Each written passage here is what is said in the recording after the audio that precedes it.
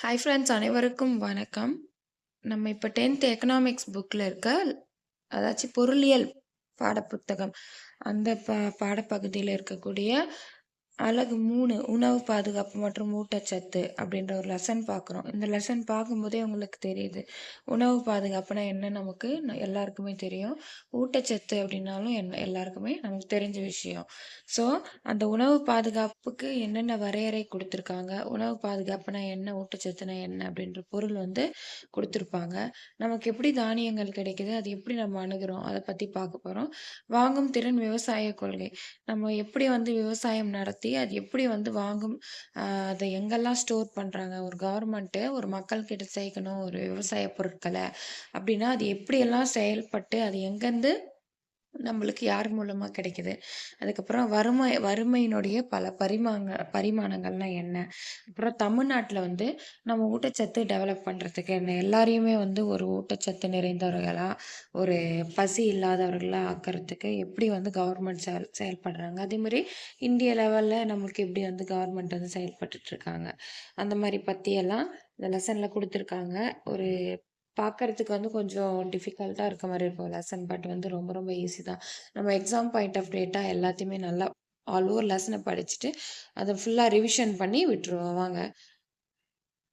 இது வந்து ஃபர்ஸ்ட் அறிமுகம்ல குடுத்துருக்காங்க. உணவு அப்டின்னா என்ன?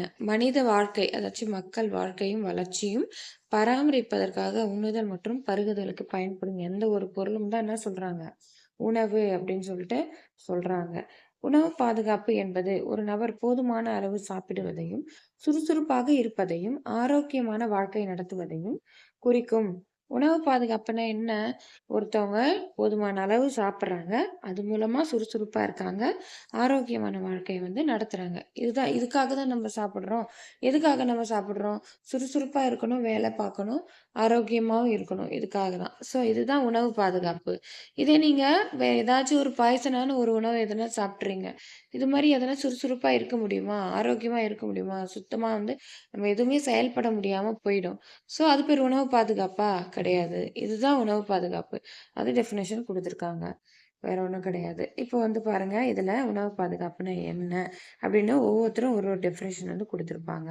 எல்லா மக்களும் எல்லா நேரங்களிலும் போதுமான பாதுகாப்பான மற்றும் சத்தான உணவுக்கான உடல், சமூக மற்றும் பொருளாதார அணுகுமுறையை கொண்டிருக்கும்போது, அவர்களின் உணவு தேவைகளையும், சுறுசுறுப்பான மற்றும் ஆரோக்கியமான வாழ்க்கைக்கான உணவு விருப்பங்களையும் பூர்த்தி செய்வதில் உணவு பாதுகாப்பு இருக்கிறது அப்படின்னு சொல்லிட்டு இந்த ஐநா நாடுகள்னு அதாச்சும் சாரி ஐக்கிய நாடுகள் இருப்பாங்க. அவங்களுடைய உணவு மற்றும் வேளாண்மை அமைப்பு வந்து இந்த மாரி வரையறுத்திருப்பாங்க. அதாச்சு அ ஐநா இருக்காங்க இல்லையா? அங்க அவங்களுக்கு ஒரு ஒரு ஒரு ஒரு அமைப்பு, டிபார்ட்மெண்ட் இருக்கு. இப்போ UNDP, United nation development program அந்த மாரி United nation food and agriculture organisation அப்படின்ற ஒரு அமைப்பு இருக்கு. ஸோ ஐக்கிய நாடுகளுடையது. அந்த அமைப்பு வந்து இந்த மாரி ஒரு வரையறைச்சிருக்காங்க. 2009ஆம் ஆண்டு. ஓகேங்களா? இது பார்த்துக்கோங்க. இது வந்து ஒரு ஜஸ்ட் ஒரு வரையறை. எல்லா மக்களும் எல்லா நேரங்களிலும் போதுமான, பாதுகாப்பான மற்றும் சத்தான உணவுக்கான உடல் மற்றும் சமூக பொருளாதார அணுகுமுறையை கொண்டிருக்கும்போது, அதாச்சு அவர்களுடைய உணவு தேவை சுறுசுறுப்பான, ஆரோக்கியமான வாழ்க்கைக்கான உணவு விருப்பங்களை பூர்த்தி செய்றது தான் என்னன்னு சொல்றாங்க? உணவு பாதுகாப்பு அப்படின்னு சொல்லிட்டு சொல்றாங்க. இது உங்களுக்கு ஜஸ்ட் பார்த்தாலே புரியும். இது வந்து கேள்வி வந்தாலும் அடிக்கிற மாரி தான் இருக்கு. யாருன்னா ஒரே ஒருத்தவங்க தான் சொல்லியிருப்பாங்க. ஐநா அப்படின்றவங்க. அடுத்து வந்து எம்.எஸ். சுவாமிநாதன் அவர்கள் இருக்காரு இல்லையா? அவர் யாருன்னு நமக்கு எல்லாமே நல்லா தெரிஞ்சிருக்கும் ஆல்ரெடி. புக் வந்து படிச்சிருக்கீங்க 10த் அப்படின்னா. புகழ்மிக்க இந்திய வேளாண்மை விஞ்ஞானி தான் வந்து யாரு? எம்.எஸ். சுவாமிநாதன் அவர்கள். அவர் வந்து ஒரு வேளாண்மைக்காக ஒரு புரட்சிய வந்து பண்ணியிருப்பாரு. பசுமை புரட்சியினுடைய தந்தை அப்படின்ட்டு நமக்கு வந்து சொல்லியிருக்கோம். எம்.எஸ். சுவாமிநாதன். ஸோ அவரு என்ன சொல்லியிருக்காருன்னா, இந்த சரிவிகித உணவு, பாதுகாப்பான குடிநீர், சுற்றுச்சூழல் சுகாதாரம், ஆரம்ப சுகாதார பராமரிப்பு மற்றும் ஆரம்ப கல்வி ஆகியவற்றிற்கான உடல், பொருளாதார, சமூக அணுகல் தான் ஊட்டச்சத்து பாதுகாப்பு அப்படின்ட்டு சொல்லியிருப்பாரு. புரிஞ்சுங்களா இது? சரிவிகித உணவு பத்தி அவரு சொல்லியிருக்காரு. ஊட்டச்சத்து பாதுகாப்புனா என்ன? ஆரம்ப கல்வி ஆகியவற்றிற்கான உடல், பொருளாதாரம் மற்றும் சமூக அணுகல் அப்படின்ட்டு குடுத்துருக்காங்க. அப்படின்னு குடுத்தாங்கன்னா, அவரு யாரு? எம்.எஸ். சுவாமிநாதன் வந்து சொல்லியிருக்காரு.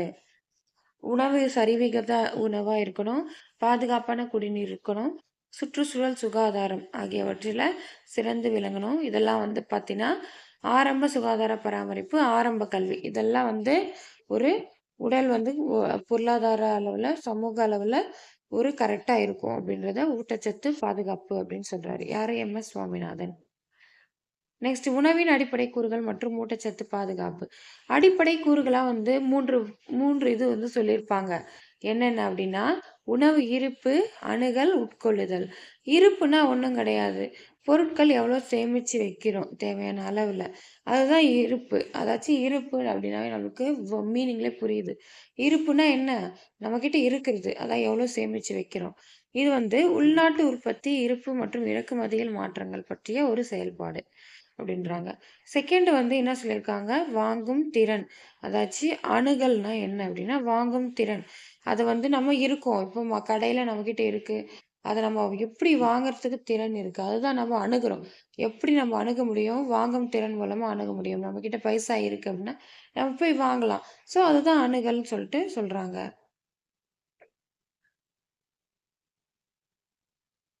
இது வந்து இந்த வாங்கும் திறன்லாம் வந்து ஒரு வந்து சொத்துக்கள் மற்றும் கல்வியுடன் தொடர்புடையது அப்படின்னு சொல்லிட்டு சொல்றாங்க. ஆமா, அவங்க நல்லா படிச்சிருக்காங்க அப்படின்னா அவங்க நல்லா சம்பாதிப்பாங்க. ஸோ அவங்க கிட்ட வாங்கும் திறன் அதிகமா இருக்கும்.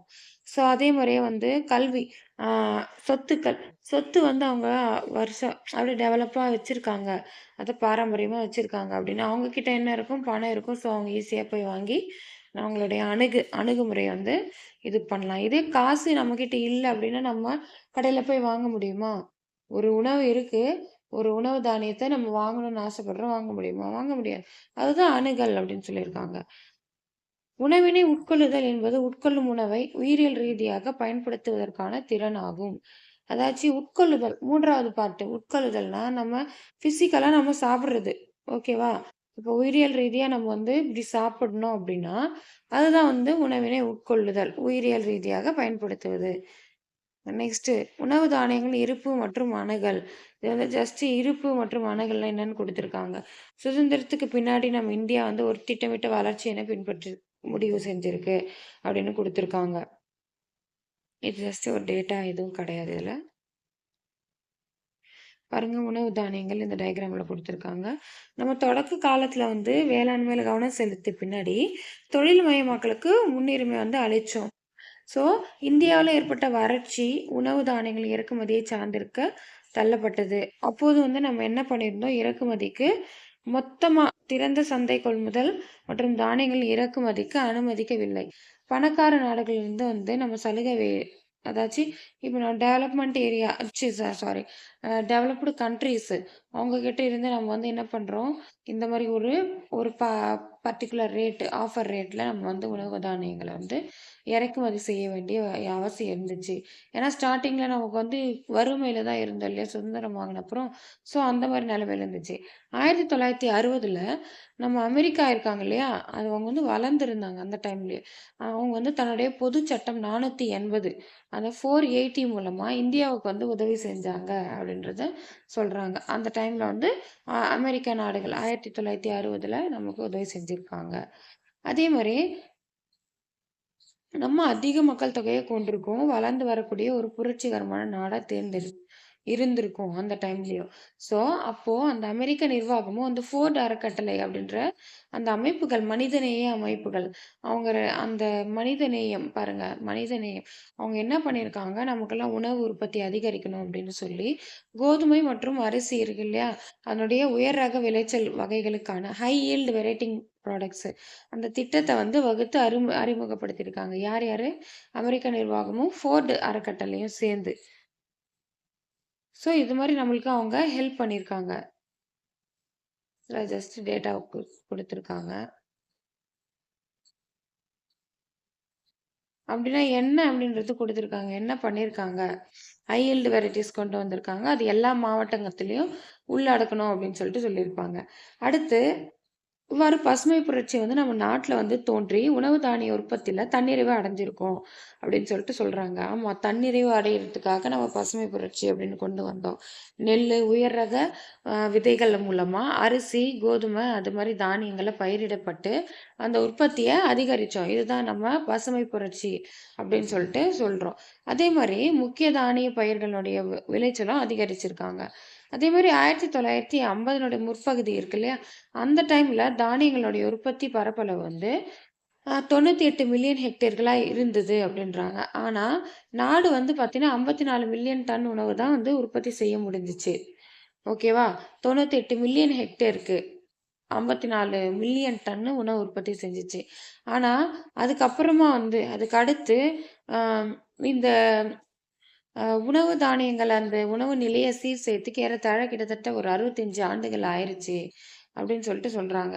அதுக்கப்புறம் உணவு வந்து 122 மில்லியன் ஹெக்டேராக அந்த சாகுபடியினுடைய பரப்பளவு வந்து உயர்ந்துச்சு. உயர்ந்து உற்பத்தி வந்து 5 மடங்கா அதிகரிச்சுச்சு அப்படின்னு சொல்லிட்டு சொல்றாங்க. முன்னாடி 98 மில்லியன் ஹெக்டேரா இருந்தது. 122 மில்லியன் ஹெக்டேரா மாறுச்சு. உணவு உற்பத்தி எத்தனை மடங்கு அதிகமாச்சு? 5 மடங்கு அதிகமாச்சு அப்படின்றத சொல்றாங்க. ஜஸ்ட் இது வந்து தெரிஞ்சு வச்சுக்கோங்க. ஓகேங்களா? உணவு உற்பத்தி சீர் செய்ய நம்மளுக்கு நிலைய சீர் செய்யத்தான் கிட்டத்தட்ட 65 ஆண்டுகள் ஆயிருச்சு அப்படின்றத சொல்றாங்க. ஓகே. அடுத்தது இந்த இது பார்த்துக்கோங்க. இந்த டேட்டால உணவு தானிய உற்பத்தியில இந்த வளர்ச்சி ஒரு தொகுப்பாக செயல்படுத்தப்பட்ட அந்த ஹை ஈல்டு வெரைட்டி ப்ராடக்ட்ஸ் அந்த அந்த திட்டத்தின் மூலமா தான் சாத்தியம் அடைஞ்சிச்சு. உயர் ரக திட்டங்கள் என்ன கொடுத்துருக்காங்க? உயர் ரக விளைச்சல் வகை திட்டங்கள் மூலமா இது சாத்தியமாச்சு. இது மூலமா அதிக விளைச்சல், ஏற்புத்தன்மையுடைய உரங்கள், அதுக்கப்புறம் வந்து அதிக விளைச்சல் தரக்கூடிய நெல்லு, கோதுமை வகைகள வந்து பயிரிட்டுருக்காங்க. ரசாயன உரங்கள் கிடைப்பதை வந்து உறுதி செஞ்சிருக்காங்க. இது மூலமா கூட்டுறவு வங்கிகள் மற்றும் கூட்டுறவு சங்கங்கள் மூலமா மலிவான பண்ணை விலை வந்து கிடைக்கிறதுக்கான ஒரு வழிவகுத்தாங்க. ஓகேங்களா? அங்க வந்து கூட்டுறவு சங்கங்கள் மூலமா வந்து ஒரு மலிவான கடன் வந்து ஒரு சீப் அண்ட் பெஸ்ட்டா வந்து லோன் வந்து கிடைக்குது. இந்திய விவசாயிகளுக்கு. நெக்ஸ்ட் இந்திய உணவுக் கழகம், ஃபுட் கார்ப்பரேஷன் ஆஃப் இந்தியா. இதுல வந்து டேட்டா இருக்கு பாருங்க. பயிர்களுக்கு குறைந்தபட்ச ஆதரவு விலை அப்படின்னா மினிமம் சப்போர்ட் பிரைஸ். பருவ காலத்தின் தொடக்கத்தில் அறிவிக்கப்பட்டு அறுவடை செய்யப்பட்ட தானியங்களை இந்திய உணவு கழகம் மூலமா வந்து என்ன செய்றாங்க? கொள்முதல் செய்றாங்க. இந்திய உணவு கழகம், ஃபுட் கார்ப்பரேஷன் ஆஃப் இந்தியா தான் நமக்கு எல்லா விவசாயிகிட்ட இருந்து கொள்முதல் வந்து செய்றாங்க இந்தியால. அப்படின்றத குடுத்துருக்காங்க. இந்த 2 பேஜ்ல என்ன இருக்குன்றத ஒரு ரிவிஷன் பார்க்கலாம். Important datas. உணவு பாதுகாப்பு அப்படின்னா, ஒரு நபர் போதுமான அளவு சாப்பிடுவதையும், சுறுசுறுப்பாக இருப்பதையும் வந்து ஆரோக்கியமான வாழ்க்கை நடத்துறது தான் உணவு பாதுகாப்பு. இதே வந்து இந்த ஐக்கிய நாடுகள் இருக்காங்க இல்லையா? அவங்க உணவு பாதுகாப்பு அமைப்பு வந்து என்ன சொல்லியிருக்காங்க? உணவு மற்றும் வேளாண் அமைப்பு ஃபுட் அண்ட் அக்ரிகல்ச்சுரல் ஆர்கனைசேஷன் என்ன சொல்லியிருக்காங்க? எல்லா மக்களும் எல்லா நேரங்களிலும் போதுமான பாதுகாப்பான சத்தான உணவுக்கான உடல், சமூக, பொருளாதார அணுகுமுறையை கொண்டிருக்கும்போது, அவர்களுடைய உணவு தேவைகளையும் சுறுசுறுப்பான மற்றும் ஆரோக்கியமான வாழ்க்கைக்கான உணவு விருப்பங்களையும் பூர்த்தி செய்வது உணவு பாதுகாப்பு இருக்கிறது. அப்படின்னு ஒரு பெரிய டெஃபினேஷனா இவங்க குடுத்துருக்காங்க. அடுத்தது வந்து சரிவிகித உணவு, பாதுகாப்பான குடிநீர், சுற்றுச்சூழல், சுகாதாரம். இதெல்லாம் வந்து ஒரு உணவு பாதுகாப்புல ஊட்டச்சத்துல வந்து அடங்கும். ஆரம்ப கல்வி ஆகியவற்றின் உடல், பொருளாதார, சமூக அணுகுல இதெல்லாம் அடங்கும்னு யார் சொல்லியிருக்காரு? பசுமை புரட்சியினுடைய தந்தை இந்திய வேளாண்மை விஞ்ஞானி முனைவர் எம்.எஸ். சுவாமிநாதன் அவர்கள் சொல்லியிருப்பாரு. உணவின் அடிப்படை கூறுகளா எத்தனை சொல்லியிருக்காங்க? 3. என்னென்ன? உணவு இருப்பு, உணவு அணுகல், உட்கொள்ளுதல். இது 3 தான். இருப்புன்னா என்ன? நம்ம எவ்வளோ சேமிச்சு வச்சிருக்கோம் நம்ம. அதுதான் இருப்பு. அணுகல்னா நம்ம எவ்வளோ வாங்க முடியுது? வாங்கும் திறன். அத சேமிச்சு வச்சாலும் நம்ம போய் வாங்க முடியணும் மக்களாகிய நம்ம. ஸோ அதுதான் அணுகல். உட்கொள்ளும் திறன் அப்படின்னா, நம்ம அது எவ்வளோ உட்கொள்ள முடியறதுக்கு சான்சஸ் இருக்கு. நம்ம எவ்வளோ சாப்பிட முடியும்? இருக்கு அப்படின்னா, மொத்தமா நம்ம வந்து ஒரு மூட்டை இருக்கு அரிசி. வீட்ல மூட்டைய எடுத்து நம்ம சாப்பிட்ற முடியுமா? முடியாது. நமக்கு லிமிட் இருக்கு. அந்த லிமிட் அளவு தான் நம்ம உடம்பு ஏத்துக்கும். அதுதான் ஒரு உயிரியல் ரீதியான உட்கொள்ளும் திறன். அடுத்து இந்த பேஜ்ல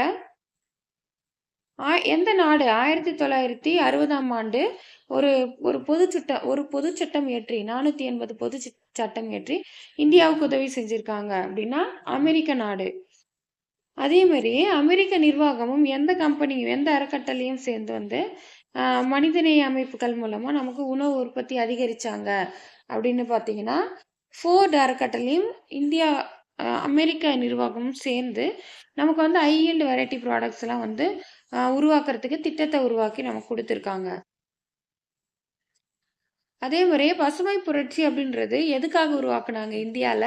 நெல் மற்றும் உயர் ரக கோதுமை ரகங்கள உற்பத்தி செஞ்சு, தானியத்த வந்து உற்பத்தி செய்யணும். அதிக விளைச்சல வந்து குடுக்கணும்.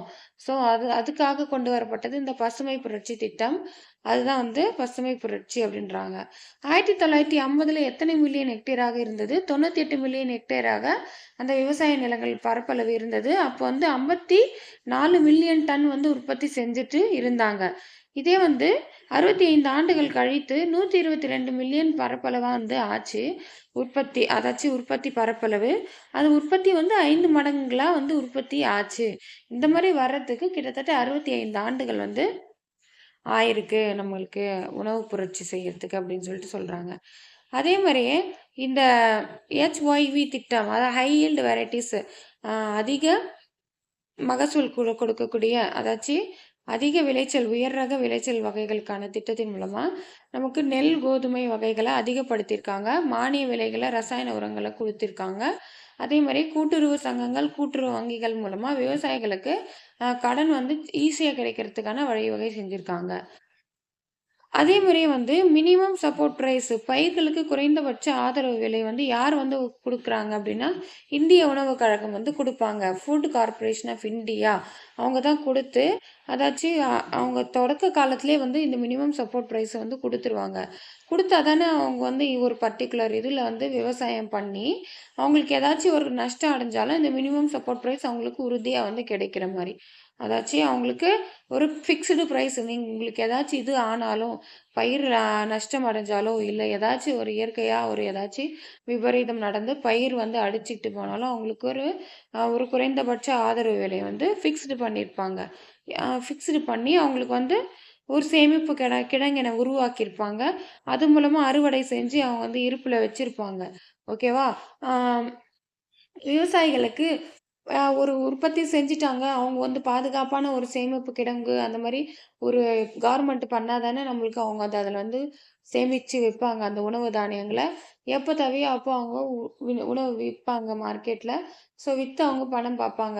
ஸோ இந்த மாரி ஒரு நல்ல ஒரு இதுலாம் வந்து குடுத்துருக்காங்க கவர்மெண்ட் அப்படின்றத சொல்றாங்க. ஃபெசிலிட்டி எல்லாம் ஃபுட் கார்ப்பரேஷன் இந்தியா மூலமா. அடுத்து இங்க இந்த பேஜ்ல குடுத்துருக்காங்க பாருங்க. பால் உற்பத்தி வந்து 2000 ஆண்டின் இடைப்பட்ட பகுதியில சுதந்திரத்துக்கு பின்னாடி, பால், கோழி, மீன் உற்பத்தியில பொருத்தமான தொழில்நுட்பங்கள பயன்படுத்தியிருக்காங்க. தொழில்நுட்பங்கள பயன்படுத்தி பால் உற்பத்தி எத்தன ஆயிருக்கு? 8 மடங்கு ஆயிருக்கு. அதே மாரி முட்டை உற்பத்தி 40 மடங்கா ஆயிருக்கு. மீன் உற்பத்தி 13 மடங்கு அதிகரித்திருக்கு.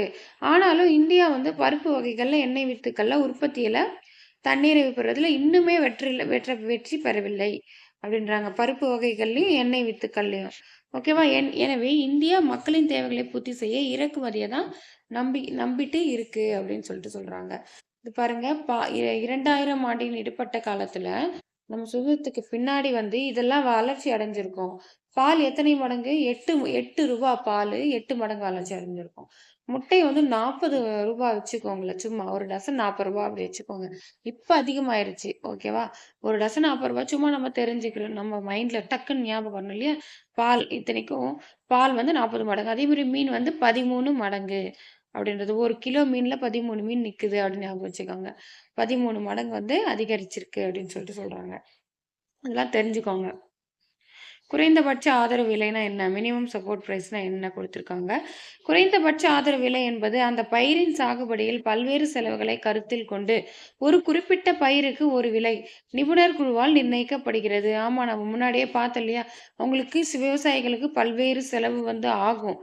அந்த செலவுகள்லாம் வந்து ஒரு குறிப்பிட்ட ஒரு ஃபிக்ஸ்டு பிரைஸ் வந்து குடுக்கணும். நமக்கு வந்து சப்போர்ட் பண்ணி ஓகே இவ்ளோ பண்ணுங்க அப்படின்னு சொல்லி குடுத்தா, அவங்க இன்னும் கொஞ்சம் ஸ்ட்ராங்கா மனசு உறுதியோட பண்ணுவாங்க. ஓகே நம்மளுக்கு ஏதாச்சும் ஆனாலும், நமக்கு மினிமம் சப்போர்ட் பிரைஸ் இருக்கு அப்படின்ற ஒரு காரணத்தினால. குறைந்தபட்ச ஆதரவு விலை அறிவிச்ச பின்னாடி, இந்த விவசாயிகள்லாம் என்ன பண்ணுவாங்க? பயிர்கள் பயிரிடுவாங்க. பயிர் செஞ்சு அந்த கொள்முதல் மையங்கள் வந்து திறந்து எனினும் அந்த விவசாயிகள் தங்கள் பயிர் விளைபொருட்களுக்கு நல்ல விலையை பெற்றால் திறந்த வெளி சந்தையில விற்க முடியும். அதாச்சும் இவங்க வந்து ஒரு குடோன்லாம் வந்து மையங்கள் ஆரம்பிப்பாங்க, திறப்பாங்க. இருந்தாலும் திறந்து இவங்க வாங்கிப்பாங்க ஃபுட் கார்ப்பரேஷன் இன் இந்தியா. அப்படி இல்ல நமக்கு வெளிய வந்து மார்க்கெட் பிரைஸ்ல நல்ல விலை போகுது அப்படின்னா, விவசாயிகள் என்ன பண்ணுவாங்க? திறந்த வெளி சந்தையிலேயே வித்துருவாங்க. ஓகேவா? ஆ திறந்த வெளி சந்தையில குறைந்தபட்ச ஆதரவு விலையை விட குறைவா இருந்துச்சு அப்படின்னா, விவசாயிகள் என்ன பண்ணுவாங்க? தங்கள் விளைபொருட்கள குறைந்தபட்ச ஆதரவு விலைக்கே வித்துருவாங்க. வித்துட்டு ஒரு உறுதிப்பட்ட விலைய வந்து பெறுவார்கள் அப்படின்னு சொல்லிட்டு சொல்றாங்க. இது உங்களுக்கு புரிஞ்சிருக்கும் என்ன அப்படின்னா, ஃபிக்ஸ்டா ஒரு ரேட் வச்சிருப்பாங்க கவர்மெண்ட் குறைந்தபட்ச ஆதரவு விலைய குடுத்திருப்பாங்க. ஆனாலும் விவசாயிகள் வெளிய மார்க்கெட்ல இத விட நல்லா போகுது அப்படின்னும்போது என்ன பண்ணுவாங்க? வெளியவே நம்ம வித்துக்கலாம் அப்படின்னு விப்பாங்க. இன்கேஸ் வெளிய மார்க்கெட்ல ரொம்ப கம்மி ரேட்ல தான் போகுது, குறைந்தபட்ச ஆதரவு விலைய விட அப்படின்னா, ஆட்டோமேட்டிக்கா என்ன பண்ணுவாங்க? இந்த கவர்மெண்ட்டுக்கு விக்கிறதுக்கு தான் நம்ம விவசாயிகள் பார்ப்பாங்க. அடுத்து பொது வழங்கல் முறை அப்படின்னா, தமிழ்நாடு வந்து எப்படி வந்து டிஸ்ட்ரிபியூட் பண்றாங்க? இப்போ விவசாயிகள் கிட்ட இருந்து வாங்கிடுறாங்க. வாங்கிட்டாலும் அது எப்படி டிஸ்ட்ரிபியூட் பண்றாங்க? பிடிஎஸ் மூலமா. பிடிஎஸ்னா என்ன? உலகளாவிய பொது வழங்கல் முறை. அதாச்சும் யுனிவர்சல் பிடிஎஸ். பிடிஎஸ்னா பப்ளிக் டிஸ்ட்ரிபியூஷன் சிஸ்டம். அதான் நம்ம ரேஷன்லாம் குடுக்குறாங்க இல்லையா? அது. அது வந்து நம்ம இந்தியால உள்ள மற்ற மாநிலங்கள்லாம் வந்து இலக்கு பொது வழங்கல் முறைய வந்து ஃபாலோ பண்றாங்க. இருக்கு. ஆனா நம்ம தமிழ்நாட்டுல வந்து பார்த்தீங்க அப்படின்னா, நம்ம தமிழ்நாட்டுல அப்படி கிடையாது. யுனிவர்சல் உலகளாவிய பொது வழங்கல் முறைய வந்து தமிழ்நாடு பின்பற்றோம் அப்படின்றத சொல்லியிருக்காங்க. அப்படின்னா என்னன்னு பார்க்கலாம். பொது வழங்கல் முறை அப்படின்னா யூனிவர்சல் பிடிஎஸ்ன்னு சொல்றாங்க. அதாச்சும் உலகளாவிய பொது வழங்கல் முறைய நம்ம தமிழ்நாடு ஃபாலோ பண்ணுது. நம்ம ரேஷன் கார்டு இருக்கு.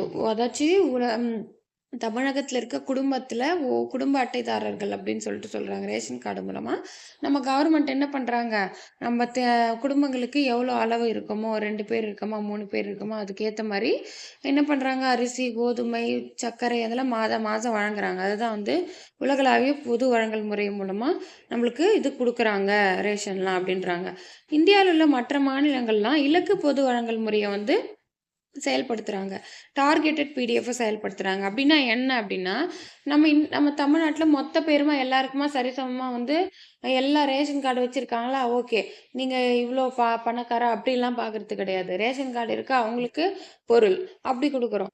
ஆனா வந்து மத்த மாநிலங்கள்ல வந்து பார்த்தீங்கன்னா, ஒரு குறிப்பிட்ட ஸ்பெசிஃபிக்கான குவாலிட்டீஸ்லாம் வச்சு, அவங்கவங்களுக்கு மட்டும் தான் இப்ப இவங்க இந்த இந்த ரேஷன் வாங்குறாங்கன்னா, இந்த குவாலிட்டில தான் இவ்ளோ தான் அவங்க சம்பளம் வாங்கணும்.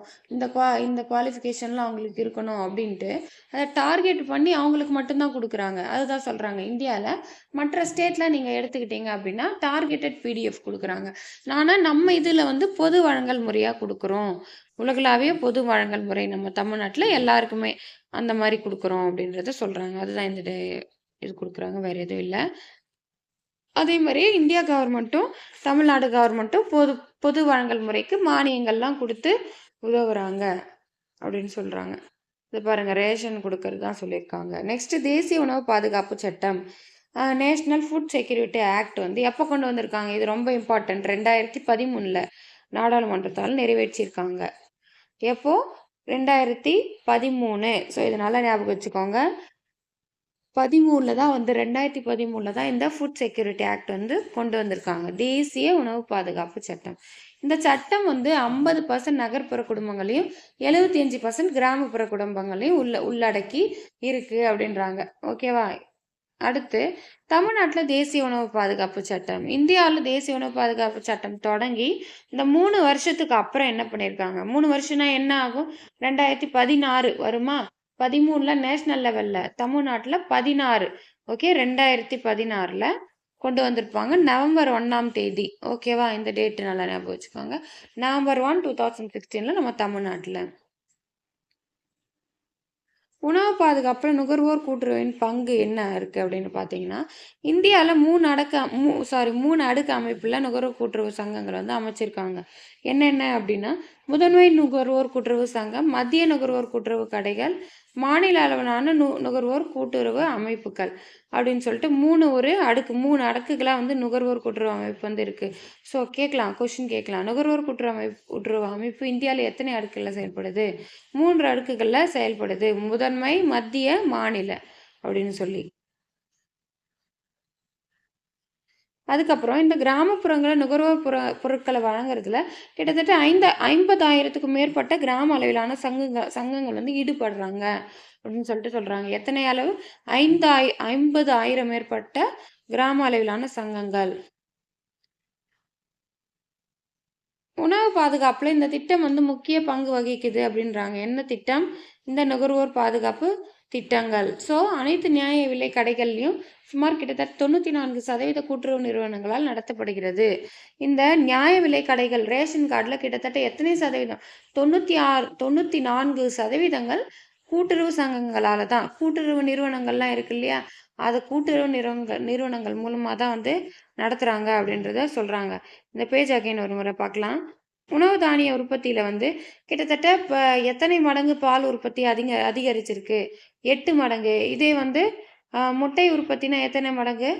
40 மடங்கு அதிகரிச்சிருக்கு. இதே வந்து மீன் உற்பத்தியில 13 மடங்கு அதிகரிச்சிருக்கு அப்படின்றாங்க. ஆனாலும் இந்தியா வந்து பருப்பு உற்பத்தியிலும், எண்ணெய் உற்பத்தியிலும் மற்ற இறக்குமதியை தான் வந்து சார்ந்து இருக்கு. இன்னும் வந்து அது டெவலப் ஆகல, தன்னிறைவு பெறல அப்படின்றாங்க. குறைந்தபட்ச ஆதரவு விலைனா என்ன? மினிமம் சப்போர்ட் பிரைஸ்னா என்ன அப்படின்னா, விவசாயிகளுக்கு ஒரு குறிப்பிட்ட அளவு இந்த சாகுபடி செய்யறதுக்கு முன்னாடி, அறுவடை செய்யறதுக்கு முன்னாடியே வந்து மினிமம் சப்போர்ட் பிரைஸ் கவர்மெண்ட்டே அறிவிச்சிருவாங்க. அது மூலமா விவசாயிகள் என்ன பண்ணுவாங்க அப்படின்னா, ஏதாச்சும் ஒரு ம் அறுவடை செஞ்சு அந்த பொருளை வந்து மினிமம் சப்போர்ட் ப்ரைஸில் விற்கலாம். அப்படி இல்லை, மார்க்கெட்டில் திறந்தவெளி சந்தைகளில் உங்களுக்கு அதிக ரேட்டு போகுது அப்படின்னா அந்த இதில் விற்பாங்க. அதிக ரேட்டு போகலை, மார்க்கெட்டில் கம்மி ப்ரைஸ் போகுது அப்படின்னா இந்த குறைந்தபட்ச ஆதரவு விலை மூலமாக விற்று அவங்க எவ்வளோ லாபம் வருதோ அதை சம்பாதிச்சுப்பாங்க. ஸோ அதுக்காக உருவாக்கப்பட்டது தான் இந்த குறைந்தபட்ச சப்போர்ட் ஆதரவு விலை. அடுத்து பொது வழங்கல் முறை அப்படின்னா என்ன அப்படின்னா, பப்ளிக் டிஸ்ட்ரிபியூஷன் சிஸ்டம், உலகளாவிய பொது வழங்கல் முறை. அதாச்சும் நம்ம ரேஷன் கொடுக்குறோம் இல்லையா? கவர்மெண்ட் கொடுக்குறாங்க இல்லையா? அதுதான் சொல்றாங்க. தமிழ்நாடு வந்து பார்த்தீங்கன்னா, உலகளாவிய பொது வழங்கல் முறையை ஏற்றுக்கொண்டு இருக்கோம். ஆனா இந்தியாவுல மற்ற மாநிலங்கள்லாம் என்ன பண்ணுவாங்க அப்படின்னா, டார்கெட்டட் இலக்கு பொது வழங்கல் முறையை ஃபாலோ பண்ணுவாங்க. ஒரு பர்ட்டிகுலர் பர்சன்ஸ்க்கு மட்டும்தான், இந்த வறுமை கோட்டு கீழே இருக்கவங்களுக்கு மட்டும்தான் நம்மளுக்கு ரேஷன் கொடுப்போம் அப்படின்னு சொல்லிட்டு அந்த மாதிரி கொடுக்குறாங்க. அதுதான் வந்து டார்கெட்டட் பீரியட்ஸ் அப்படின்றத சொல்றாங்க. அடுத்து என்ன பார்த்தோம்? உணவு பாதுகாப்பு சட்டம் வந்து எப்போ கொண்டு வந்திருப்பாங்க? நாடாளுமன்றத்தால் 2013ஆம் ஆண்டு நிறைவேற்றியிருப்பாங்க. நேஷனல் ஃபுட் செக்யூரிட்டி ஆக்ட்ன்னு சொல்றாங்க. இந்த சட்டம் வந்து 50% நகர்ப்புற குடும்பங்களையும், எத்தனை சதவீதம் கிராமப்புற குடும்பங்களை கொண்டு இருக்கும்? 75% கிராமப்புற குடும்பங்களை வந்து கொண்டு இருக்கு அப்படின்னு சொல்லிட்டு சொல்றாங்க. அதே மாதிரியே ஒரு அளவுகோல் மூலமா வந்து முன்னுரிமை குடும்பங்கள் அப்படின்னு சொல்லிட்டு அழைக்கிறாங்க. அதே மாதிரி தமிழ்நாட்டில் தேசிய உணவு பாதுகாப்பு சட்டம் எப்போ கொண்டு வந்திருப்பாங்க? 2016. அதாச்சு நேஷனல் லெவல்ல கொண்டு வந்ததுக்கு அடுத்து 3 வருஷத்துல 2014 தேதி வந்து நவம்பர் 1 ஞாபகம் வச்சுக்கோங்க. அதே மாதிரி நுகர்வோர் கூட்டுறவு சங்கங்கள் மூலமா வந்து எத்தனை அடுக்கு அமைப்பு இருக்கு? 3 அடுக்கு அமைப்பு. அதே மாதிரி உணவு பாதுகாப்புல நுகர்வோர் கூட்டுறவு சங்கங்கள் வந்து செயல்படுது அப்படின்றாங்க. 3 அடுக்கு அமைப்பு என்னென்ன? முதன்மை நுகர்வோர் கூட்டமைப்பு, மத்திய மற்றும் மாநில நுகர்வோர் கூட்டமைப்புகள்.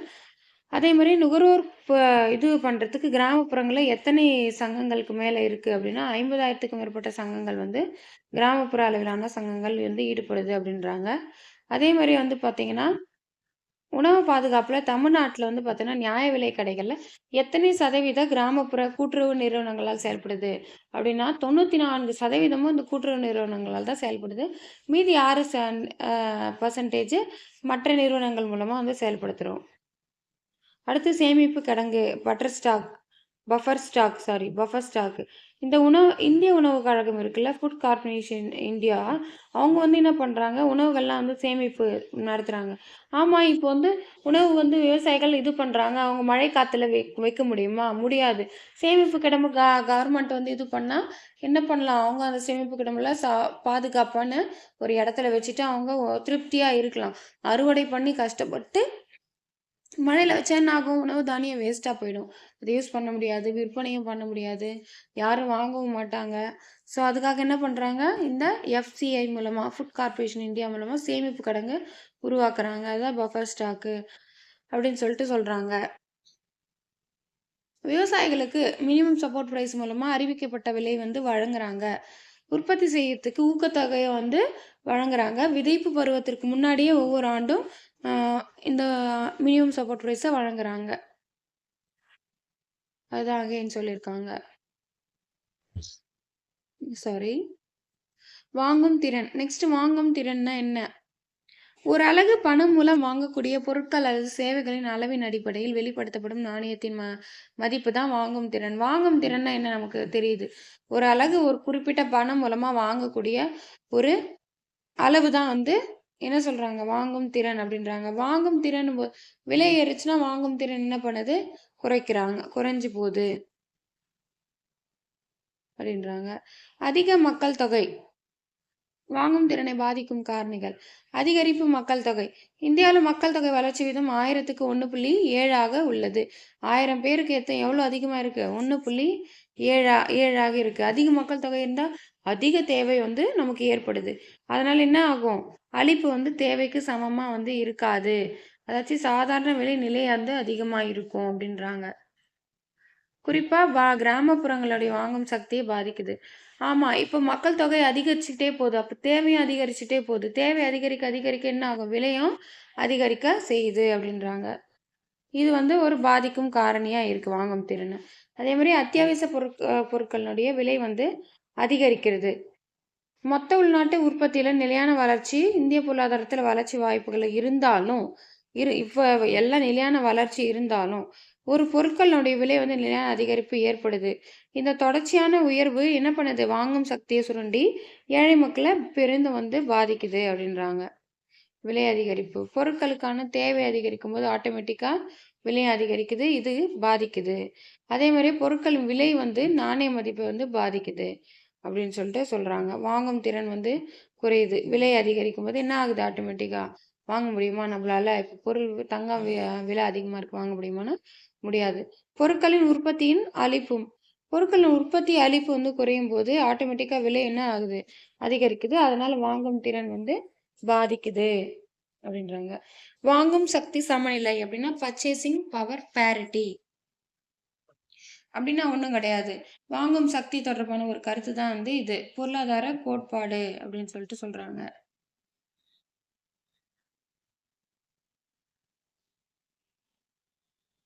பணவீக்கம், பணவாட்டம் சொல்றாங்க இல்லையா? அந்த பணவீக்கம், பணவாட்டம் பத்தி அறிஞ்சுக்கிறதுக்கு நம்ம ஒரு இந்த பிபிபி அதாச்சு பர்ச்சேசிங் பவர் பேரிட்டிய வந்து யூஸ் பண்ணலாம். அத வச்சு நம்ம கணக்கிடலாம்.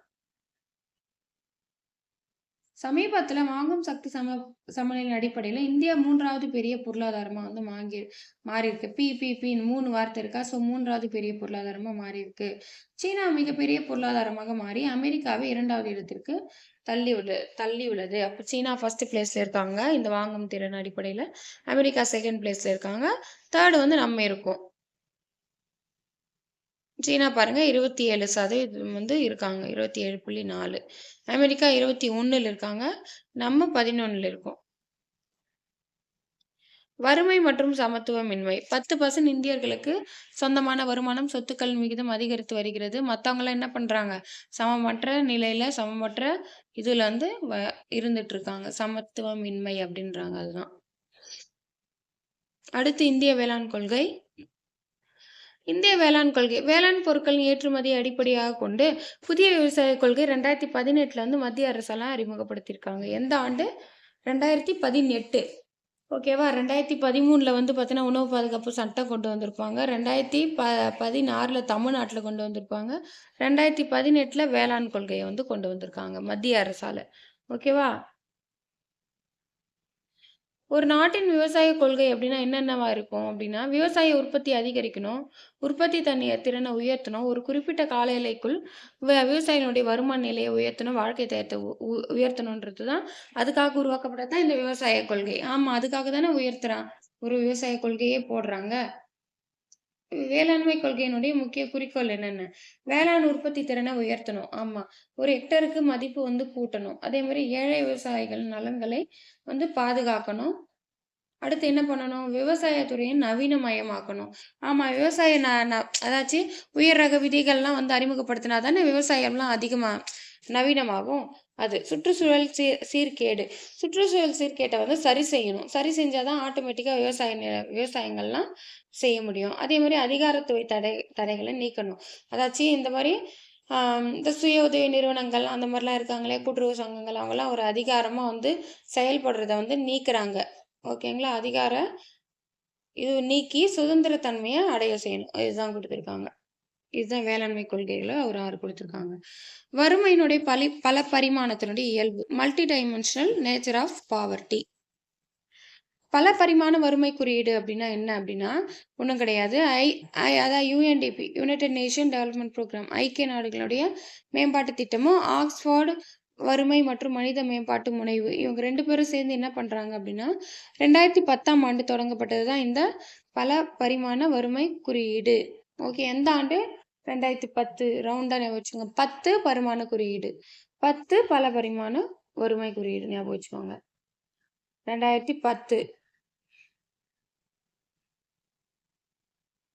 அதாச்சு, இது வந்து பார்த்தீங்கன்னா, ஒரு ஒற்றை வறுமை அப்படின்றது ஒரு ஒற்றை பரிமாணம் அல்ல. ஓகேவா? அது பல பரிமாணங்களை கொண்டது. நம்மளுக்கு இந்த பல பரிமாண வறுமை குறியீடு அப்படின்னா என்னன்னு தெரிஞ்சுக்கோங்க. அது வந்து உடல் நலம், கல்வி, வாழ்க்கை தரம், வருமானம், அதிகாரமின்மை, பணியின் தரம் மற்றும் வன்முறையினால் அச்சுறுத்தப்படுதல் போன்ற ஏழை மக்களுடைய அனுபவத்தை இழக்கும் பல காரணங்களினால் பல பரிமாண வறுமை வந்து உருவாகுது அப்படின்றாங்க. ஆமா. இது எல்லாம் எத்தனை பரிமாணம் வருது பாருங்க. உடல் நலம் இருக்கணும், சுகாதாரம் இருக்கணும், கல்வி இதெல்லாம் இருக்கு இல்லையா? இதுதான் பல பரிமாணங்கள் அப்படின்னு சொல்லிட்டு சொல்றாங்க. தமிழ்நாட்டின் பல பரிமாண வறுமை குறியீடு எம்பிடிபி அறிக்கை 2022, 23 என்ன சொல்லுது அப்படின்னா, கடந்த 10 ஆண்டுகளாக வறுமை குறிப்பில் தமிழ்நாடு குறிப்பிடத்தக்க அளவில் வந்து முன்னேற்றம் அடைஞ்சிருக்கு. உயர் வறுமை மாவட்டங்கள், அதாவது வறுமை கோட்டிற்கு கீழ் வாழும் மாவட்டங்கள்ல மக்கள் தொகையில் 40%க்கும் அதிகமானோர், மிதமான ஏழை மாவட்டங்கள்ல 30%லிருந்து 40% இருக்காங்க. குறைந்த அளவிலான வறுமை மாவட்டங்கள்ல 30%க்கும் குறைவா இருக்காங்க. அப்படின்னு சொல்லிட்டு சொல்றாங்க. ஓகேவா? இது ஜஸ்ட் தெரிஞ்சு வச்சுக்கோங்க. 1994க்கு பின்னாடி தமிழ்நாட்டினுடைய கிராமப்புறங்கள்லயும், நகர்ப்புறங்கள்லயும் வறுமை வந்து படிப்படியா குறைஞ்சிருக்கு. மற்றும் இந்தியாவின் மக்கள் தொகையுடன் ஒப்பிடும்போது சிறிய ஏழ்மை பங்கினை வந்து கொண்டிருக்கு. எந்த ஆண்டுக்கு பின்னாடி குறைஞ்சிருக்கு? 1994ல வறுமை வந்து குறைஞ்சிருக்கு அப்படின்றாங்க. அதே 2005க்கு பின்னாடி இந்தியால பல மாநிலங்களை விட வறுமை குறைப்பு தமிழ்நாட்டுல அதிகமா வேகமா வளர்ந்திருக்கு அப்படின்றாங்க. அதே மாரி 2014, 17 அந்த காலகட்டங்கள்ல வறுமை ஒழிப்பு திட்டங்கள் வந்து அதிகமா வந்து போட்டிருக்காங்க நம்ம தமிழ்நாடு. அது மூலமா வந்து வறுமை ஒழிப்பு திட்டத்துல முன்னிலை வகிக்கிறோம். அதே மாரி இந்திய அரசு வறுமை ஒழிக்க பல கொள்கைகளையும், திட்டங்களையும் செயல்படுத்துறாங்க. இந்த காரணிகள் வந்து பாருங்க, வறுமையினுடைய 3 பரிமாணங்கள் என்னென்ன அப்படின்னு, சுகாதாரம், கல்வி, வாழ்க்கை தரம். இதெல்லாம் வந்து 3 பரிமாணங்களா குடுத்துருக்காங்க. சுகாதாரம் இருக்கு அப்படின்னா என்னென்ன அப்படின்னா, ஊட்டச்சத்து இருந்தா ஆட்டோமேட்டிக்கா நம்ம எந்த ஒரு நோய் நொடி இல்லாம இருக்கலாம் சுகாதாரத்தோட. குழந்தை வளரிளம் பருவத்தின் இறப்பு, பிரசவத்திற்கு முந்தைய பராமரிப்பு. அதே மாரி கல்வி, பள்ளி கல்வி கற்றல், பள்ளி வருகை. அதே மாரி வாழ்க்கை தரம். சமையல் எரிபொருள், துப்புரவு, குடிநீர், மின்சாரம், வீட்டு வசதி இதெல்லாம் வந்து வாழ்க்கை தரத்துல அடங்கும். சொத்துக்கள், வங்கி கணக்கு. தமிழ்நாட்டின் அதிக மற்றும் குறைவான எம்பி மாவட்டங்கள் பார்க்கலாம். முதல் 5 மாவட்டங்கள் காஞ்சிபுரம். காஞ்சிபுரம் வந்து பார்த்தீங்கன்னா, வறுமையில வந்து எப்படி சொல்றது?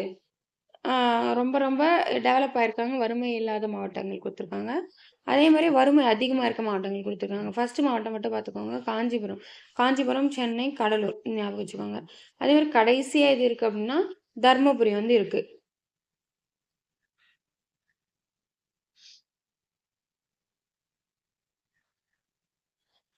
இந்த கொள்கைகள் மற்றும் திட்டங்கள் தொடர்ந்து இருந்தால், மாநிலத்தினுடைய வறுமைகள் வந்து முற்றிலுமா ஒழிக்கலாம். எதிர்காலத்துல தமிழ்நாடு இந்தியாவின் ஒரு மாதிரி மாநிலமாக மாற வாய்ப்பு இருக்கு அப்படின்னு சொல்லிட்டு சொல்றாங்க. இந்த பேஜ வந்து ஒரு ரிவிஷன் பார்க்கலாம். இம்பார்ட்டன்ட்ட மட்டும். சேமிப்பு கிடங்கு அப்படின்னா என்னது? பஃபர் ஸ்டாக் எதுக்கு உருவாக்குறாங்க? விவசாய நில விளைபொருட்கள அ ஓ! அறுவடைக்கு பின்னாடி சேமிச்சு வச்சது தானே எல்லாம் வந்து மார்க்கெட்ல வாங்குவாங்க. ஸோ சேமிப்பு ரொம்ப முக்கியம் இல்லையா? அதுக்காக உருவாக்கப்பட்டது இந்த சேமிப்பு கிடங்கு. ஃபுட் கார்ப்பரேஷன் இந்தியால உருவாக்குறாங்க. சேமிப்பு கிடங்கு மூலமா இது பண்ணிட்டு மினிமம் ஆதரவு விலைய வந்து பயிர் ஆ வைக்கிறதுக்கு முன்னாடியே வந்து ஃபிக்ஸ் பண்ணியிருப்பாங்க. வாங்கும் திறன் அப்டின்னா என்ன அப்டின்னா, ஒரு அலகு பணம் மூலமா எவ்வளோ நம்மளால வாங்க முடியுது? அதுதான் வாங்கும் திறன். வாங்கும் திறனை பாதிக்கும் காரணிகள் என்னென்ன அப்டின்னா, அதிகரிச்சு மக்கள் தொகை இருந்துச்சுன்னா வாங்குறதுக்கு கஷ்டமாயிடும். விலை அதிகமாயிடும். அதே மாரி மக்கள் தொகை வளர்ச்சி விகிதம் 1000க்கு எத்தனை சதவீதமா இருக்கு அப்டின்னா, 1.7 விகிதம் உயர்கிறது. அத்தியாவசிய பொருட்களின் விலை உயர்றது ஒரே வாங்கும் திறன் அதிகரிக்கும். பொருட்களின் தேவை அதிகரிச்சுச்சுன்னா ஆட்டோமேட்டிக்கா விலை உயரும். அது சொல்றாங்க. இது வந்து பாதிக்கும்ன்றாங்க. விலை நாணய மதிப்ப வந்து பொருட்களின் விலை வந்து அதிகரிக்கும்போது ஆட்டோமேட்டிக்கா நாணயத்தின் மதிப்பு குறைகிறதுன்றாங்க. பொருட்களின் உற்பத்தி குறைஞ்சிச்சு அப்படின்னாலும் ஆட்டோமேட்டிக்கா விலை அதிகரிக்குது. இதனால் வாங்கும் திறன் பாதிக்குது. அதேமாரி வாங்கும் சக்தி சமநிலை பர்ச்சேசிங் பவர் பேரிட்டி அப்படின்னா என்ன அப்படின்னா, இது வந்து ஒரு பொருளாதார கோட்பாடு. பணவீக்கம், பணவீட்டம் வாட்டம் காலத்துல எது நமக்கு வந்து இந்த சமநிலைய வந்து பயன்படுத்துறதுக்கு யூஸ் ஆகுது. ஒப்பிட்டு ஒப்பிட்டு பார்க்கறதுக்கு அப்படின்னா, இந்த பர்ச்சேசிங் பவர் பேரிட்டி வாங்கும் சக்தி சமநிலை. சமீபத்தில் வாங்கும் சக்தி சமநிலை அடிப்படையில் இந்தியா எத்தனையாவது பெரிய நாடாக உருவாக்கியிருக்கு? 3வது பெரிய பொருளாதாரமா மாறியிருக்கு. ஃபர்ஸ்ட் பிளேஸ்ல யார் இருக்காங்க? சீனா இருக்காங்க. 2ண்ட் பிளேஸ்ல அமெரிக்கா. 3ர்ட் பிளேஸ்ல நம்ம இருக்கோம். அதேமாரி வறுமை மற்றும் சமத்துவமின்மை டாபிக்ல 10% வந்து இந்தியர்களுக்கு சொந்தமான வருமானம் வந்து அதிகரிச்சுக்கிட்டே போகுது. ஆனா வந்து மீதி இருக்கவங்களுக்கெல்லாம் சமமான ஒரு இது கிடைக்கல அப்படின்றத சொல்றாங்க. இந்தியாவினுடைய வேளாண் கொள்கை எதுக்காக போடுறோம் அப்படின்னா, வேளாண் பொருட்களின் ஏற்றுமதி அடிப்படையாகக் கொண்டு புதிய விவசாய கொள்கை வந்து எந்த ஆண்டு ஏற்றுக்கொள்ளப்பட்டது அப்படின்னா, 2018ஆம் ஆண்டு மத்திய அரசால் அறிவிக்கப்பட்டது. எதுக்காக இது மேக்ஸிமம் விவசாய கொள்கை போடுறோம்? விவசாய உற்பத்தி அதிகரிக்கணும், உற்பத்தி திறனை உயர்த்தணும், ஒரு குறிப்பிட்ட கால எல்லைக்குள்ள விவசாயியின் வருமான நிலையை உயர்த்தணும், வாழ்க்கை தரத்த விவசாயிகளுடையத உயர்த்தணுன்றதுக்காக வேளாண் கொள்கைய வந்து போடுறாங்க. அதான் இது குடுத்துருக்காங்க பாருங்க. வேளாண் உற்பத்திய உயர்த்தணும். ஒரு ஹெக்டேருக்கு மதிப்பு கூட்டணும். ஏழை விவசாயிகளுடைய நலன்கள வந்து பாதுகாக்கணும். அதேமாரி விவசாயத் துறைய நவீனமயமாக்கணும். அப்புறம் சுற்றுச்சூழல் சீர்கேடு இல்லாம இருக்கணும். அதிகாரத்துவ தடைகள் வந்து நீக்கணும். அப்புறம் வறுமையினுடைய பல பரிமாணத்தின் இயல்பு அப்டின்னா என்னென்ன அப்டின்னா, பல பரிமாண வறுமை குறியீடு அப்டின்றத இந்த யுனைட்டட் நேஷன் டெவலப்மென்ட் புரோகிராமும், இந்த Oxford poverty and united human development இனிஷியேட்டிவும் சேர்ந்து 2010ஆம் ஆண்டு இந்த பல பரிமாண வறுமை குறியீட்டினுடைய அடிப்படை தத்துவத்த உருவாக்குனாங்க அப்டின்றத சொல்றாங்க. வறுமை அப்படின்றது ஒற்றை பரிமாணம் அல்ல. அது பல பரிமாணங்கள கொண்டது அப்படின்றத அடிப்படையா கொண்டிருக்காங்க. என்னென்ன? உடல்நலம், கல்வி, வாழ்க்கைத் தரம், வருமானம், அதிகாரமின்மை, பணியின் தரம் மற்றும் வன்முறையினால் அச்சுறுத்தப்படுதல். இவ்வளவு பல பல பரிமாணங்கள் அப்படின்றாங்க. இந்த அறிக்கை பல பரிமாண அறிக்கை 2022, 23 என்ன சொல்லுது அப்படின்னா, உயர் வறுமை மாவட்டங்கள், அதாச்சும் வறுமை கோட்டுக்கு கீழ இருக்க மாவட்டங்கள்ல கிட்டத்தட்ட 40% அதிகமான மக்கள் வந்து பாதிக்கப்படுகிறாங்க. அதே மாரி மிதமான ஏழை மாவட்டங்கள்லாம் 30லேருந்து 40% ரொம்ப குறைந்த அளவுல மாவட்டங்கள். அது எவ்வளோ இருக்காங்க அப்படின்னா 30%க்கும் குறைவா தான் இருப்பாங்க. எந்த ஆண்டுக்கு பின்னாடி தமிழ்நாட்டின் கிராமப்புறங்கள்ல, நகர்ப்புறங்கள்ல வறுமை வந்து குறைந்திருக்கு? 1994. அதேமாரி எந்த ஆண்டுக்கு பின்னாடி இந்தியால பல மாநிலங்களை விட வறுமை குறைப்பு தமிழ்நாட்டுல வேகமா இருக்கு அப்படின்னா, 2005ஆம் ஆண்டுகளுக்கு பின்னாடி. வறுமை ஒழிக்க இந்தியா வந்து பல திட்டங்களையும், கொள்கைகளையும் வகுத்து வந்திருக்கு.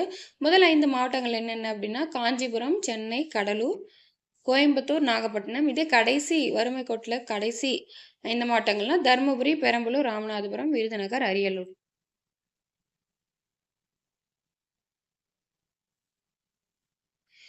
அடுத்து ஊட்டச்சத்து சுகாதார நிலை பார்க்கலாம். முடிய போது பாடம் அவ்வளோதான். ஊட்டச்சத்துன்னா என்ன? சுகாதார நிலைன்னா என்ன அப்படின்னா, நமது நாடு உணவு உற்பத்தியில தன்னிறைவு அடைஞ்சிருக்கு அப்படின்றாலும், மக்களுடைய ஊட்டச்சத்து நிலைகளை முன்னேற்றம் அடையவில்லை அப்படின்னு சொல்லிட்டு சொல்றாங்க. உணவு எல்லாத்தையுமே நம்ம உற்பத்தி பண்றோம். ஆனா ஊட்டச்சத்துல இதுவா இருக்கும்னா இல்ல. பாத்துங்க 27% கிராமப்புற பெண்களும், 16% நகர்ப்புற பெண்களும் ஊட்டச்சத்து குறைபாடு உடையவர்கள் அல்லது நீண்ட கால ஆற்றல் குறைபாடு உடையவர்கள் என தேசிய குடும்ப சுகாதார கணக்கெடுப்பின் மூலம் கண்டறியப்பட்டுள்ளது.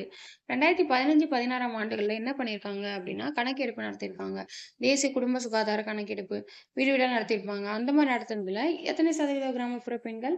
27. 14% நகர்ப்புற பெண்கள் என்ன பண்ணியிருக்காங்க? ஊட்டச்சத்து குறைபாடு உடையவர்களா இருக்காங்க அப்படின்னு சொல்லியிருக்காங்க.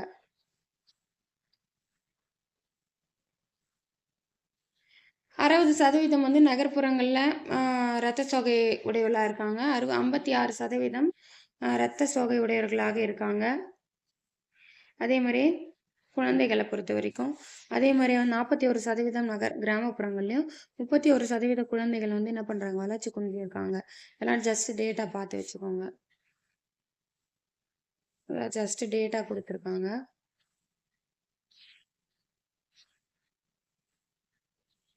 ஒருங்கிணைந்த குழந்தைகள் மேம்பாட்டு சேவைகள் இன்டகிரேட்டட் சைல்டு டெவலப்மென்ட் சர்வீஸ் மூலமாவும், மதிய உணவு திட்டங்கள், குழந்தை சுகாதார திட்டங்கள், reproductive and child health programs, தேசிய கிராமப்புற சுகாதார பணி, national rural health mission.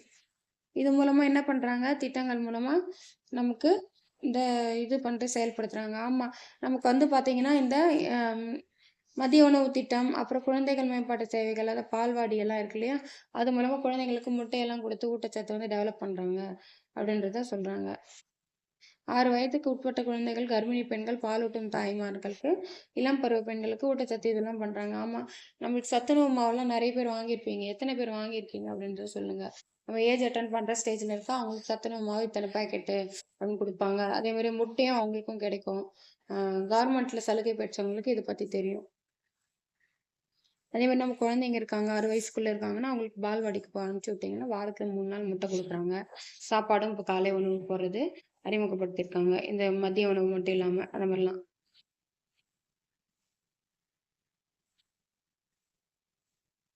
Tamil Nadu அரசின் ஒவ்வொரு ஆண்டு வரவு செலவு திட்ட செலவினங்கள் நாட்டிலேயே மிக அதிகமாக இருக்கு. இந்த ஐசிடிஎஸ் திட்டம், இன்டகிரேட் சைல்டு டெவலப்மென்ட் திட்டம் ஸ்கீம் இருக்கு இல்லையா? அது. அப்புறம் புரட்சி தலைவர் தான் என்ன கொண்டு வந்திருப்பாரு? சத்துணவு திட்டத்த வந்து கொண்டு வந்திருப்பாரு. ஊட்டச்சத்து குறைபாடு இல்லாத தமிழ்நாடு அப்படின்ற கொள்கைய வந்து கொண்டு வரணும் அப்படின்றத நீண்ட கால கொள்கையா வந்து செயல்படுத்துறாங்க. தமிழ்நாட்டுல மொத்தம் வந்து 434 குழந்தைகள் மேம்பாட்டு தொகுதிகள் இருக்கு. அதுல வந்து பார்த்தீங்கன்னா, 385 கிராமப்புறம், 47 நகர்ப்புறம் மற்றும் 2 பழங்குடியினர் அப்படின்ட்டு சொல்லியிருக்காங்க. 54,439 குழந்தை மையங்கள் வந்து இருக்கு. அதே மாரி 49,499 அங்கன்வாடி மையங்கள், 4,940 சிறு அங்கன்வாடி மையங்கள் மூலம் ஐசிடிஎஸ் வந்து செயல்படுத்துறாங்க அப்படின்றாங்க. ஜஸ்ட் டேட்டா பார்த்துக்கோங்க.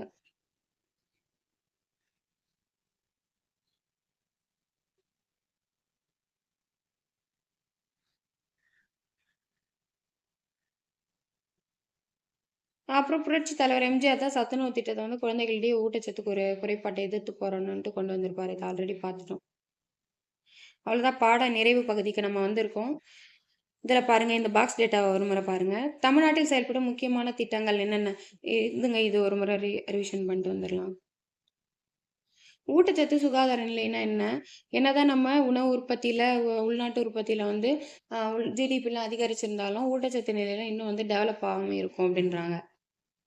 2015, 16ஆம் ஆண்டுல 27% கிராமப்புற பெண்களும், 16% நகர்ப்புற பெண்களும் ஊட்டச்சத்து குறைபாடு உடையவர்கள் அப்படின்றத கண்டறிஞ்சிருக்காங்க. அப்படி இல்ல ஊட்டச்சத்து குறைபாடு உடையவர்கள், நீண்ட கால ஆற்றல் குறைபாடு உடையவர்கள் அப்படின்னு சொல்லிட்டு யாரு? தேசிய குடும்ப சுகாதார நிலையம் வந்து கண்டறிந்திருக்காங்க. எந்த திட்டம் மூலமா குழந்தைகளுக்கு வந்து இது பண்றாங்க? ஐசிடிஎஸ் திட்டம், இன்டகிரேட்டட் சைல்ட் டெவலப்மென்ட் ஸ்கீமு. அதே மாரி பெண்களுக்கு, அதே மாரி கர்ப்பிணி பெண்கள் பிரசவம் அடைஞ்ச பிறகு அவங்களுக்கும் குடுக்குறாங்க. அதே மாரி மாதவிடாய் ஆகுது ஒரு பெண் குழந்தைக்கு அப்படின்னா, அந்த டைம்ல வந்து ஊட்டச்சத்து மாவு குடுப்பாங்க. அதே மாரி 6 வயதுக்கு உட்பட்ட குழந்தைகளுக்கு பால்வாடி அனுப்பிச்சீங்கன்னா, 3 முட்டை வந்து வாரத்துக்கு 3 முட்டை அந்த மாரி கிடைக்கும். சாப்பாடு கிடைக்கும். கொழுக்கட்டை அதெல்லாம் குடுக்குறாங்க. நம்ம தமிழ்நாட்டுல எத்தனை மையங்கள், குழந்தை மையங்கள் இருக்கு? ஆ 54,439. அதே மாரி எத்தனை குழந்தை மேம்பாட்டு தொகுதிகள் இருக்கு? 434 தொகுதிகள். சத்துணவு திட்டத்தை யார் கொண்டு வந்திருப்பாரு? புரட்சித் தலைவர் எம்ஜிஆர். நெக்ஸ்ட் தமிழ்நாட்டில் செயல்படும் முக்கியமான திட்டங்கள் என்னென்ன? டாக்டர் முத்துலட்சுமி ரெட்டி மகப்பேறு நலத்திட்டம். இது வந்து ஏழை கர்ப்பிணி பெண்களுக்கு என்ன பண்றாங்க? 12,000 நிதியுதவி வழங்குறாங்க. அடுத்து முதலமைச்சரின் விரிவான சுகாதார காப்பீட்டு திட்டம். 2011 12ஆம் ஆண்டு தொடங்கப்பட்டது. இதன் நோக்கம் அனைவருக்கும் உடல் நலம் மற்றும் வழங்கும் நோக்கில் அரசாங்கத்தால் இலவச மருத்துவம், அறுவை சிகிச்சை வழங்குறது. ஃப்ரீயா வந்து சில கவர்மெண்ட் ஹாஸ்பிட்டல்ஸ்ல ஃப்ரீயா வந்து உடல் நலம் அப்புறம் ஆப்ரேஷன் பண்ணுவாங்க. எந்த ஆண்டு முதலமைச்சரின் மருத்துவ காப்பீடு திட்டம்னா 2011 12. தமிழ்நாடு சுகாதார அமைப்பு திட்டங்கள். Tamil Nadu health system projects. கட்டணமில்லாத ஆம்புலன்ஸ் சேவைகளை அறிமுகப்படுத்தியது. அதாச்சு 108 ஆம்புலன்ஸ் சேவை. பள்ளி சுகாதார திட்டம். விரிவான சுகாதார சேவையை அனைத்து அரசு மற்றும் அரசு உதவி பெறும் பள்ளிகளில் படிக்கும் மாணவர்களுக்கு வழங்குவதை வந்து வலியுறுத்துகிறது. School health programme. பள்ளி சுகாதார திட்டம். அப்புறம் தேசிய தொழில்நோய் ஒழிப்பு திட்டம். நேஷனல் ரெஃப்ரஸி எஜுகேஷன் ப்ரோக்ராம் மூலமா அனைத்து நோயாளிகளை கண்டறிஞ்சு அவங்களுக்கு வந்து சிகிச்சை அளிக்கிறது ஒரு மாநிலத்தில் செயல்படுத்திட்டு வராங்க. நம்ம மாநிலத்தில் அதான் தேசிய தொழில்நோய் ஒழிப்பு திட்டம். என்னென்ன திட்டம் பார்த்தோம்? டாக்டர் முத்துலட்சுமி ரெட்டி திட்டம். அது வந்து பார்த்தீங்கன்னா ஏழை கர்ப்பிணி பெண்களுக்கு 12,000. இதே வந்து முதலமைச்சர் விரிவான சுகாதார காப்பீடு திட்டம் எப்போ? 2011 2012. அது வந்து சில ஹாஸ்பிட்டல்ஸ்ல ஃப்ரீயா வந்து நம்ம உடல்நலம் வந்து செக் பண்ணிக்கலாம் அண்ட் வந்து ஃப்ரீயா வந்து சிகிச்சை பெற்றுக்கொள்ளலாம். அதே மாதிரி தமிழ்நாடு சுகாதார அமைப்பு திட்டங்கள் வந்து கட்டணமில்லாத ஆம்புலன்ஸ் சேவை வந்து கொண்டு வந்திருக்காங்க. என்ன 108. அதே மாதிரி பள்ளி சுகாதார திட்டம்னா பள்ளிகளில் குழந்தைகளுக்கு அனைத்து மாணவர்களுக்கும் விரிவான சுகாதார சேவை வந்து வழங்குறதுக்கு. தேசிய தொழில்நோய் ஒழிப்பு திட்டம். அது மூலமா தொழுநோய்களை கண்டறிஞ்சு அவங்களுக்கு சிகிச்சை அளிக்கிறது ஒரு நோக்கமாக கொண்டிருக்கு. ஊட்டச்சத்து திட்டங்கள் பார்க்கலாம். புரட்சி தலைவர் எம்ஜிஆர்னுடைய ஊட்டச்சத்து உணவு திட்டம் ஆல்ரெடி பார்த்துருக்கோம். ஆரம்ப கல்விக்கு தேசிய ஊட்டச்சத்து ஆதரவு திட்டம். அதே மாதிரி அதான் வந்து பால்வாடியில் கொடுக்குறாங்களே அது. பொது ICDS திட்டங்கள் மற்றும் உலக வங்கி உதவியுடன் ஒருங்கிணைந்த குழந்தைகள் மேம்பாட்டு சேவைகள். யார் வந்து நம்மளுக்கு டெவலப் இது பண்றாங்க? வேர்ல்டு பேங்க் வந்து இந்த ஒருங்கிணைந்த குழந்தைகள் சேவைகளோட இது பண்றாங்க. இந்த மாதிரி கேட்கலாம். ஏதாச்சும் ஒருங்கிணைந்த குழந்தைகள் மேம்பாட்டு சேவைகள் வந்து யார் நமக்கு வந்து உதவி செய்கிறாங்க? உலக வங்கி. அவங்களும் வந்து ஜாயிண்ட் பண்ணி கை கோர்த்துருக்காங்க. 4th பிரதம மந்திரி கிரேமோதயா யோஜனா. கிரேமோதயா யோஜனா இந்த திட்டமும் வந்து ஊட்டச்சத்து நிறைந்தது. தமிழ்நாடு ஒருங்கிணைந்த ஊட்டச்சத்து திட்டம், காலை உணவு திட்டம். ஸோ பாடம் வந்து முடிந்து விட்டது. பாடச்சுருக்கம். பாடச்சுருக்கம் வந்து உணவு மற்றும் ஊட்டச்சத்து பாதுகாப்பின் எத்தனை கூறுகள்? அடிப்படை கூறுகள் 3. என்னென்ன? கிடைத்தல், அணுகல், உறிஞ்சுதல். பசுமை புரட்சி உணவு தானியங்களை உற்பத்தி செய்ய தண்ணீரை பெற வழிவகுத்தது. தேசிய உணவு பாதுகாப்பு சட்டம் எப்போ கொண்டு வந்தாங்க? 2013. இதே தமிழ்நாட்டில் எப்போ கொண்டு வராங்க? 2016. இதே வந்து தேசிய கொள்கை விவசாய கொள்கை எப்போ கொண்டு வராங்க? 2018. அப்புறம் பல பரிமாண வறுமை குறியீடு எப்போ அப்படின்னா 2010. அதுக்கடுத்து இன்னும் ஒரு இயர் என்ன இயர் கொடுத்துருந்தாங்க? எந்த ஆண்டுக்கு பின்னாடி வந்து நம்ம வந்து 1994க்கு பின்னாடி வறுமை வந்து குறைவா இருக்கும் அப்படின்னு படிச்சோம். அதே மாதிரி 2010க்கு பின்னாடி 2005க்கு பின்னாடி உடல் நலத்துல நம்ம டெவலப் ஆயிருக்கோம் அப்படின்னு சொல்லிட்டு படிச்சிருக்கோம். இங்க பாருங்க 2010க்கு பின்னாடி பல மாநிலங்களை விட வறுமை குறைப்பு தமிழ்நாட்டுல அதிகமா இருக்கு 2005க்கு பின்னாடி. அதே மாதிரி 1994க்கு பின்னாடி வறுமை படிப்படியா குறைஞ்சிருக்கு.